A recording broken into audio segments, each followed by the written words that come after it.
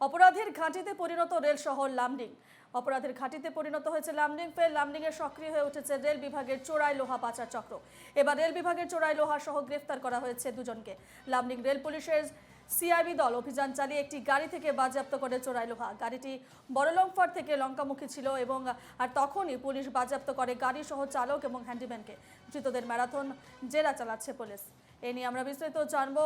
Phone লাইনে রয়েছেন আমাদের প্রতিনিধি, লামডিং এর প্রতিনিধি রয়েছেন ফোন লাইনে চন্দ্রজিৎ গোয়ালা। চন্দ্রজিৎ, লামডিং এর সক্রিয় উঠেছে রেল বিভাগের চোরাই লোহা পাচার চক্র এবং দুজনকে গ্রেফতারও করা হয়েছে, কি জানতে পারছো বিষয়ে? হ্যাঁ, এখন বলবো যে লামডিং শহরে আসলে চলছে কি, লামডিং এ কিন্তু আবার রেলের লোহা চুরি চক্র কিন্তু আবার সক্রিয় হয়ে উঠেছে। আর একটা টাটা ম্যাজিক সহ তার মধ্যে লোহাও ছিল, পুরো ভর্তি লোহাও ছিল। আর দুইজনকে আটক করেছে আরপিএফ সিআইবি দল। আর আটক করেছে কিন্তু এই এক সপ্তাহ না হওয়ার আগে, কিন্তু কয়েকদিন আগে কিন্তু আবার আরপিএফ সিআইবি দলে কিন্তু 12 চাকার গাড়ি সহ আর ট্রাক্টর সহ 31 টন কিন্তু লোহা ধরেছিল। আর তার সাথে সাথে কিন্তু 5 জনকে আটক করেছিল।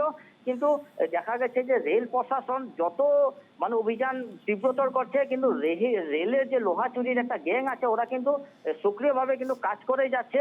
আর যেহেতু রেল পুলিশে ধরেছে, কিন্তু এই চক্রের পিছনে আর কে আছে, আরো কোনো চক্র গোপনে কোনো কাজ চালিয়ে যাচ্ছে নাকি, সেই কিন্তু এখন কিন্তু একটা কিন্তু প্রশ্ন।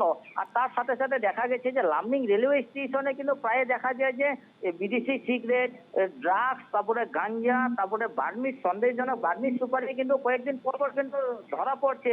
কিন্তু মাঝে মাঝে যারা পাচারকারী আছে, পাচারকারীকে ধরে, কিন্তু বেশিরভাগ ক্ষেত্রে দেখা গেছে যে রেল প্রশাসন পাচারকারীকে ধরতে পারে না। আর তার সাথে সাথে এখন কিন্তু দেখা গেছে কিন্তু রেলের যে লোহার চুরি যে গ্যাং আছে, এই গ্যাংটা কিন্তু সক্রিয় হয়ে গেল।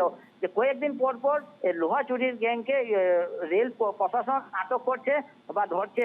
কিন্তু অপরাধের রণভূমে পরিণত তো হয়েছে লামডিং, সেদিকে আমাদের নজর থাকবে, পরবর্তী খবরেও আমাদের নজর থাকবে। এই বিষয়ে আমরা আপডেট নেব পরবর্তী সময়। আপাতত তোমাকে ধন্যবাদ।